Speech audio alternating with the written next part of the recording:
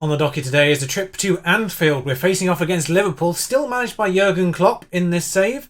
A man who likes me very much, but not well enough to let me play his players against him.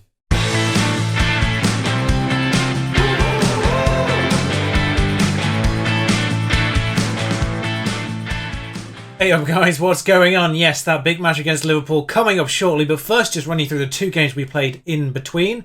Against promotion rivals Swansea and Sunderland, two teams obviously we played earlier in the season on an episode. We fared a little better this time round, 3-2 against Swansea. They went ahead and I was thinking, oh god, here we go again, and then we scored 3 times in short succession. Victor Schott getting 2 goals in 2 minutes, in fact. The other goal being scored by Eriks, one of those 3 players who Liverpool have loaned to us.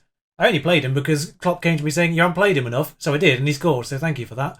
And then they scored 1 back in the second half, which made the last half an hour more tense than it should have been. And almost a similar story at Sunderland, so the fact they didn't go ahead in the first place. We scored 2 goals, and then they got 1 back 12 minutes from time, which again made the end annoyingly tense for me. But 2 wins out of 2, most notably against Swansea, of course, who are the marker point for staying in the 2 promotion slots at the top of the table.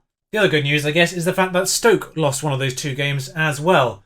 To Hull at home. So suddenly the 0-0 against Hull looks slightly better. Yeah, Hull beat Stoke. So we have leapfrogged them and also made the gap to Swansea 6 points in the same breath. So that's great news. We now have obviously a 6-point buffer to not get promoted in total and a 2-point buffer for the title with 7 league games to go. But first is Liverpool. Our senior affiliate, of course, and our local team Leeds are playing Chelsea in the other fixture right now. Now, the only good news here is, of course, that Harry Kane was out. We saw that last time. Andy Robertson has taken an injury in the meantime too. Unsurprisingly, they are massive favourites for this. Although I don't think they're doing particularly well in the Premier League right now. No, they're sitting 6th. And in terms of the team that we have to play against them, it's obviously very much... well, I'm having to work with what I've got here, basically. Ingler's on 88% fitness, but he is our best right back, so he's going to have to play that as an inverted. Now, one thing I did want to do here is play Madeira as a winger on that side, just because obviously Ingler's playing inside winger, and then have Alonso step in on that left-hand side instead, just to keep that sort of going. 1 inside player and 1 winger on both sides, so wing back, inside forward, winger, inside, inverted wing back on the other side there. So the other news is that Nissel's taken a slight knock, and add that to the suspensions to Wilson Gonçalves and Isidoro Medina means the team lines up like this. Also, of course, factoring in the 3 players that we can't play, who are Eriks, Victor Schott, and João Carlos, who is back from fitness now, back from injury now. Best at left back, Littler on loan from Tottenham. Thank God we actually did that one in the end. Edgar and Ingler on the right hand side. Dutra's in goal. Lentas is in the anchorman slot with Aaron Ramsey, who I am actually going to change to deep line because he does prefer that. And Squires in the Mazzala.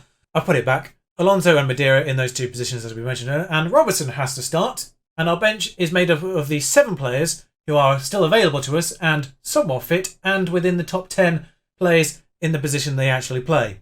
I'm looking at you, Suarez and Smallwood. 2 of them not particularly match sharp, but we're going to have to run with it. I think we should try to encourage the team. I think that's a good idea. That's generally the purpose of these team talks, I think. Thank you, Nick, for that insightful advice. I know we're the underdogs, but go on out there and give the fans a performance to cheer to. Sort of cared. Actually, away from home, we're going to give faith. I have actually mixed things up and gone with expect in the last couple of games on the backing line rather than faith, and that seems to have done the trick, considering we won both those matches. Robertson, he is tackled, but Squires will gather that loose ball, and we're 3 minutes into this match against Liverpool already, and there's a highlight. So, Littler gives it forward to Squires. Robertson is there to pick that up, and that's wonderfully worked through to Alonso, who shoots it straight at what I can only assume is their backup goalkeeper. They do have Frenkie de Jong on the bench, and Mo Salah, so... and I'm pretty sure there's Florentina Luis as well, if that's his right first name. So not 100% their first team.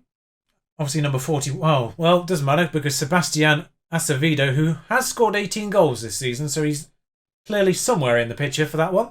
This new gen, we'll have a look at him in a moment, once we see the highlight.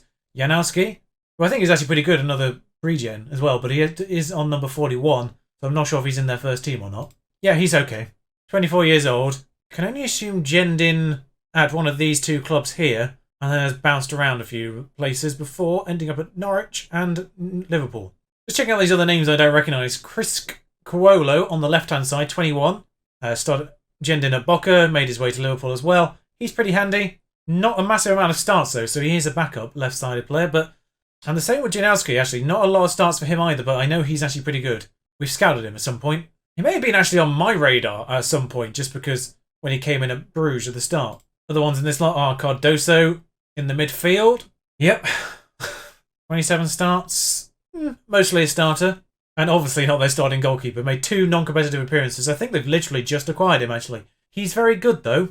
He's 29, but he's been genned into a team from Brazil when we actually loaded them into the game. Yeah, he's alright. I'm curious where Alisson is, then.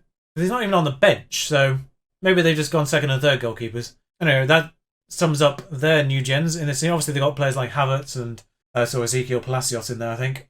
That's gone wide. Still have Mo Salah, of course, and Harry Kane when he plays. Interesting that Acevedo scored as many goals as he has, considering we actually know that Harry Kane is first choice in this team. Admittedly, he has taken an injury, so I don't know how long that's taken him out of the game for.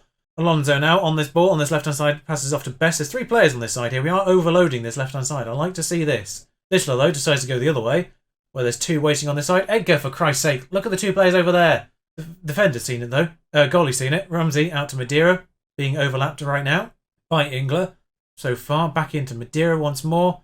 And he's made a run of number 15. He's got into the box. He's run down number 17 as well. That's actually deflected into the goalkeeper's hands. I don't think I've seen that ever happen. If that defender hadn't been in there, I do suspect that might have been a goal. But it's actually deflected it into a save. Remarkable. I'd almost forgotten they'd scored there. Anyway, that one's gone over. Stays 1-0 at half-time. Despite the fact they've had 8 shots, only 3 have been on target. So we have been restricting them in that regard. We've been the best side here is an obvious lie. I don't know what to say. Because we've not been unlucky. We've not been brilliant. But we are against Liverpool. So whilst I'm not happy, I'm sort of on the performance so far. I guess I'm going to say show me something else in the second half because I know it will fire them up. Even if I'm not massively disappointed in the way they played so far. Madeira's on a 6.4, I do notice, obviously playing as a winger on that right-hand side. England's going to have to come off at some point anyway. So there will be a point where we switch to both inside forwards and get Ebbers back on. And then get the right back on. Robertson, well, they just nicely dodge our striking pressing there. It's back to our defence now for Alonso to pick up on. And Robertson is clean through here. Our Robertson, of course. Theirs is injured.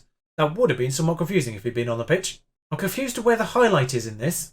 And for some reason, he's taking the corner. Don't know why. Littler now. I'm talking on this because I'm not sure where the highlight was in that previous bit. So I'm suspecting something may happen here and it may happen with Janowski. Or Janowski, depending on how it's supposed to be pronounced. Don't know what's going on there in the box, but it's ended up a good save by Dutra. I thought I'd hit the bar there the way that I ricocheted, but it was a save and there's another corner to talk over. I suspect now I'm safe to stop really talking. I was. But yeah, England on 69%. We will have to get him off before too long. I'm going to keep it on as long as possible, I think. But now 65 minutes have gone and I think that's the call to take him off. Williamson on that side. Wing back now. Alonso does have a strong left foot, so I will just play him as an inside forward on this side. For the time being, he has been the better of the 2 players, annoyingly. Madeira's not had much of a sniff so far, and Liverpool slowly working this right now. We've actually done nothing in this second half. So I am going to demand a little bit more from my team. I don't know why we weren't closing out the striker to start with. That seems short-sighted. I just realised we started this game attacking. I'm very surprised they've actually done only 2-0. That might explain some things. I started both the last 2 games attacking. The second one I forgot to take it off as well, if I'm honest. But that's the way these things go sometimes. And that's a good header. Graham Watts has come on. It is 2-0. This isn't like it's going to go to extra time or anything. Both wingers aren't really doing particularly much. They're starting to get a little tired. Ebbers back on the right, that's for certain. Annoyingly, all 3 of the players I had on the bench for the winger positions are all right-sided players. Ramsey not doing too well, but I don't have anyone to bring on for him in the midfield. I'm going to do something that I never do. Squires is going to go ball winning in the middle, and Ebbers back is going to take that Mazzala role. People say he can do it, so I'm going to let him do it. And then Van Gastel's going to come on for Alonso. I know I've left out the 6.4 on the left-hand side, but Alonso was the more tired of the 2. And suddenly, Madeira's up to a 6.7. We've not seen why, or anything else in that game, but 2-0, we restricted them quite well, considering we were on attacking for the majority of that match. Top tip to anyone playing Football Manager for the first time recently, pay attention to the mode you've set the team on to start with. Attacking at Anfield. It would have given them a bit of a surprise, I will admit that. Unlucky boys there, I'm going to say unlucky. We did alright, in fairness. It was 2 set pieces I think they scored from, so quarter-final again. And now they want me to rest England again. I'm going to let him do it because he has played a lot of football, in fairness. No, I'm not selling Edu. Why would I ever sell Edgar? Admittedly, he is a championship player and he's sort of maxed out a championship according to his potential ability. So we will have to look at defenders when we get promoted, should we get promoted. I mean, we will get promoted at some point, but fingers crossed this year. Meanwhile, of course, the rest of the championship have been playing because we're the only ones still in the FA Cup. And I note that Swansea have won, and so have Stoke. So Stoke will have gone top temporarily. Chelsea did take extra time to get past Leeds, so good showing on both our parts there. Also, thankfully, this time round, after playing in the FA Cup quarter-final, our extra match hasn't been put into the international break, because we're struggling as it is. Although there is now an international break that I have to click through, so see you in about half an hour. I mean, my time. For you, it'll just be gone. Welcome back. One thing... I don't know, I said welcome back, you've not gone anywhere. Hopefully. One thing to note, and my eyes just being drawn to it straight away. Swansea plays Stoke. No matter what happens here, we're going to get an advantage one way or the other, either on the title or promotion full stop. Provided we get anything off Brentford, of course. Now, we don't pick up that Cardiff game, which is the one that ended up moving. You may be wondering why we're playing Brentford. That's why. At the end of last episode, I said it was going to be Cardiff. That's the one that would have been in the international break by the looks of things. And it moved without me really noticing, so good job me there. So the team for this one will be Dutra, Best, Medina, Edgar, Williamson, because England needs a rest, and Gonçalves is fine for the league matches, which is good news. Back in there. Carlos and Squires for the time being. Velasquez is 75 minutes, but I'm going to take him off the bench at some point. Madeira and Evers back. Badge normal there, and Shot, of course, can go back up front. Now we're not playing Liverpool either, so nice to have these players back. And I've remembered to come off attacking. Brentford are in fourth at this stage. It's not the easiest to run in. The next match is against Middlesbrough, who are in the playoffs as well. I'm not entirely certain how much of this running I want to actually bring you as a result of this. We can secure a playoff place here with a win. Not that that's what I'm after, but give me solid defensive effort. I have faith in the midfield. Grab us some goals. Mixture there, a bit mixture of expectation and faith. Probably needs to go back to Championship. There we go. So we can see the scores for the other matches. Oh, for Christ's sake. Good news is Shaw's not too far for returning as well. So next match, we probably will have both of them back. Who is, strictly speaking, the best centre-back to be at right-back? Medina. Trophy goes out to the right side.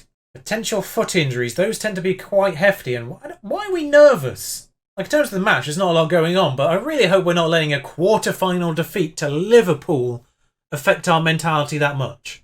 Because it would be genuinely absurd if the morale just got destroyed by a quarter-final loss to Liverpool. Like if we've lost to Bristol Rovers, I would understand the morale loss there, but considering the time and the way and who we went out to, we should not be losing morale over that. Squires smashes it at the goalkeeper. In the first highlight, we've actually sort of seen Carlos, though, on the corner, plays a short to Madeira, who fails entirely. Don't know why they played that one short, the guy was too close to them. I've seen them work it around the player from time to time. We've seen a score from that on an episode recently. Yeah, the guy was marking Madeira far too close for that to really work out. Sergio, though, displays it to Carlos. Wilson now, over to Squires. Still Squires. That's not got to Madeira, and, well, we've just messed up entirely there. Best has nabbed that off the player who decided to keep it in. Thank you. What was... Sorry, I don't know what is going on with these random punts up the field. We are on short passing. It is worth mentioning. We are on short passing, so I don't know what these guys are doing. You know what? I'm going to tell them to lower the tempo a little bit. Just think about what they're doing a little bit more. Meanwhile, Ed Ozie's just gone through the entire defence and smashed it wide, much to our relief. One clear-cut chance apiece, but no goals, as this one ends up at Rueg's feet. Back to him once more.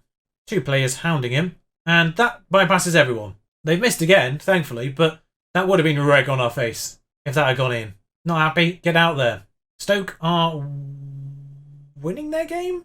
Yeah, Stoke are winning their game quite comfortably, so we need to get 3 points. Actually, they've had a good goal difference recently. They scored 3 goals in injury time in a match very recently and took it from 1-0 to 4-0 after the 90th minute, which is madness. But, yeah, we need to actually win this, because if we're 3 points behind, our goal difference is now worse than theirs all of a sudden. Victor Shot not really having the best of his games. Robertson's coming on there. Velasquez is coming on here. And we'll leave that all for the time being. Go a little bit more positive. They've got a nearly score from a set piece. Ebersbat's taken a knock. Of course he has. Wait, I don't have any more substitutions. Oh, the injury at the beginning. I forgot we had an injury at the beginning. In a weird way, I'm hoping we're just playing with 10 men. They've scored. Of course they have. A win for Stoke means we're still 3 points ahead of Swansea with the game in hand, of course. Which is all that really matters, is getting promoted. I don't think the prize money for winning is all that much, surprisingly. I'm not sure if we have to play Stoke, actually. 6 games left. It's the final game. I've just remembered it was the final game of the season against Stoke. It was last year, and I remember looking at it and seeing it and saying, oh God, here we go again. The final game of the season is against Stoke. Oh my God. I've just realised how this season's been playing out. It's been playing out for a final day grudge match. Velasquez has equalised, thankfully, to put us within 3 points. And I'm actually going to go attacking for the last few. We had the better of this match before Ebersbach got injured. He actually made the assist despite being injured. 1-1 away at Brentford isn't too bad considering they're in fourth, but I'm actually disappointed because we did play very well in that first half in general. Meanwhile, Roma hires Zidane. What's going on over there? Okay, so yeah, we've slipped up. Suarez has scored 4. Not that Suarez. And we play 6th place Middlesbrough next. And by my reckoning, there are 6 games left of this season. Burnley's in amongst them. I don't think I'm going to bring you all 6th, that's for certain, because we've already seen Bristol City and Burnley in this season's games. Now, obviously, we make slight adjustments to that kind of rule and way of approaching things when it gets to the end of the season. But Bristol City, I think we can just let that one slip by. Maybe just bring you the last 4 games of the season, depending on how the next game goes against Middlesbrough, of course. It's really that catch-up game against Cardiff that's a big deal. So I am tempted to bring you the last 4 games of the season in a sort of 2-match double whammy.